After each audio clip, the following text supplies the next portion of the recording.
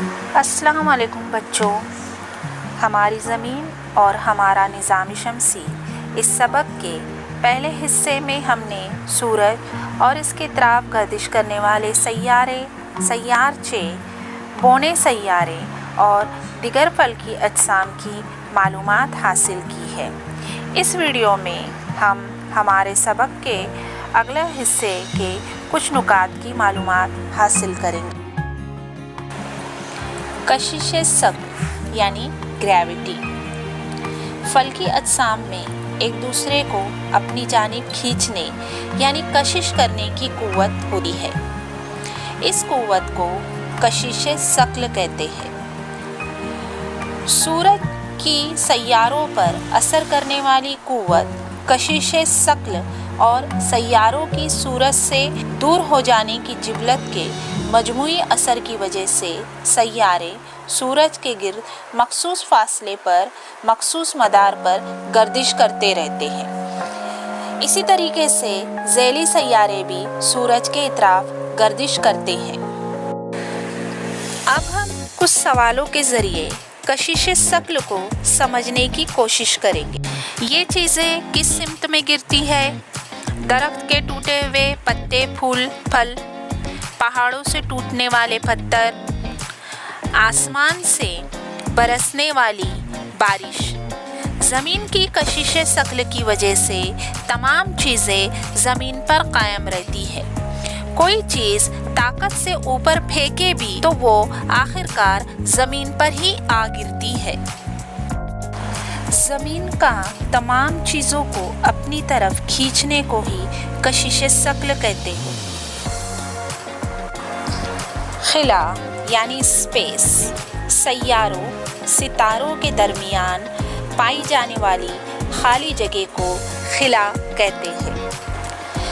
زمین سے دور آسمان میں نظر آنے والے فلکی اجسام کے تعلق سے انسان کو ہمیشہ تجسس رہا ہے۔ اس نے سوچا کہ اس تعلق سے تحقیق کرنے کے لیے وہاں تک جانا چاہیے، لیکن زمین پر سے کسی چیز کو خلا میں بھیجنے کے لیے اسے زمین کی کشش ثقل کی قوت سے زیادہ قوت کا استعمال کر کے پھینکنا پڑتا ہے۔ اس کے لیے استعمال ہونے والی تکنیک کو خلائی سیٹلائٹ مشین کہتے ہیں۔ خلائی طیارے کو خلا میں بھیجنے کے لیے طاقتور راکٹ کا استعمال کرتے ہیں۔ راکٹ میں بہت زیادہ مقدار میں ایندھن جلایا جاتا ہے اور اس کی وجہ سے ہزاروں ٹن وزنی خلائی طیارہ خلا میں لے جایا جاتا ہے۔ 20ویں صدی میں دنیا کے چند ممالک نے خلائی پرواز اور خلائی طیارے سے متعلق تکنیک یعنی راکٹ ٹیکنالوجی میں ترقی حاصل کی ہے۔ سینکڑوں خلائی طیارے خلا میں بھیجے گئے ہیں۔ ہمارا ملک بھی خلائی پرواز، تحقیق اور مصنوعی سیاروں کے متعلق مہارت کے لیے مشہور ہے۔ بھارتی خلائی تحقیقی ادارے انڈین اسپیس ریسرچ آرگنائزیشن یعنی اسرو نے چاند پر 22 اکتوبر سن 2008 کو ایک طیارہ روانہ کیا تھا۔ اس مہم کو چندریان 1 کے نام سے جانا جاتا ہے۔ منگلیان بھارت کا ایک اور اہم منصوبہ ہے۔ یہ منصوبہ موم یعنی MOM مارس آربٹ مشن کے نام سے مشہور ہے۔ 5 نومبر سن 2013 کو منگلیان سیارے کی سمت میں روانہ کیا گیا۔ یہ طیارہ مریخ کے مدار میں 24 ستمبر سن 2014 کو پہنچ گیا۔ پہلی ہی کوشش میں اسرو نے یہ کامیابی حاصل کی ہے۔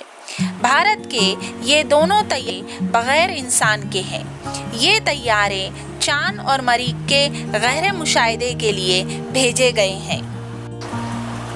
کچھ خلائی طیارے مستقل طور پر خلا میں ہی رہتے ہیں، کچھ زمین پر واپس آ جاتے ہیں تو کچھ دوسرے سیاروں یا ذیلی سیاروں پر اتارے جاتے ہیں۔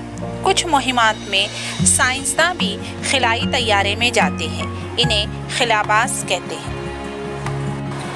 کیا آپ جانتے ہیں بھارت کے پہلے خلاباز کون تھے؟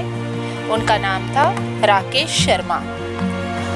راکیش شرما سن 1984 میں خلا میں جانے والے یہ پہلے بھارتی خلاباز ہیں۔ اسرو اور سوویت انٹر کاسمس کی مشترکہ خلائی مہم کے لیے خلائی اسٹیشن میں انہوں نے 8 دن قیام کیا۔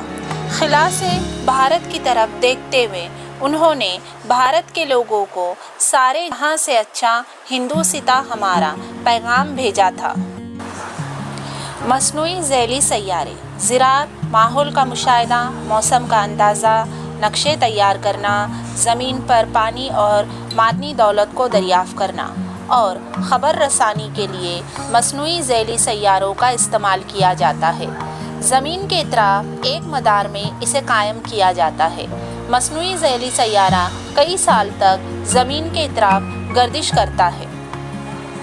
زمین پر پائی جانے والی حیاتی دنیا کی طرح سائنسدانوں کو اب تک کسی بھی سیارے پر زندگی نہیں ملی، اس لیے ہماری زمین ایک انمول سیارہ ہے۔ کسی بھی وجہ سے زمین پر ماحول کا نقصان جانداروں کے خاتمے کا سبب بنے گا۔ ہاں تو بچوں، آج ہم نے اس سبق میں کیا سیکھا؟ سورج ایک ستارہ ہے۔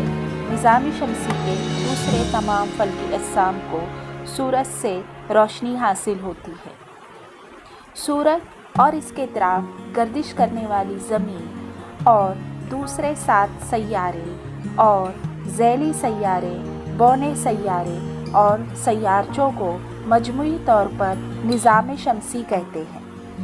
کشش ثقل کی وجہ سے زمین کی چیزیں زمین پر ہی رہتی ہیں۔ خلائی گردش کے لیے کشش ثقل سے آزاد ہونا پڑتا ہے۔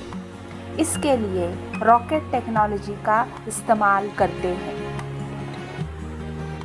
بچوں، آپ کو نظام شمسی اس سبق کے پہلے والے حصے کا ویڈیو دیکھنا ہے تو اس ویڈیو کی لنک میں نے ڈسکرپشن باکس میں دی ہوئی ہے، وہاں سے آپ دیکھ سکتے ہو۔ بچوں، آپ کو میرا یہ ویڈیو کیسا لگا؟ میرے چینل GM Let's Learn کو سبسکرائب، لائک اور شیئر ضرور کریں۔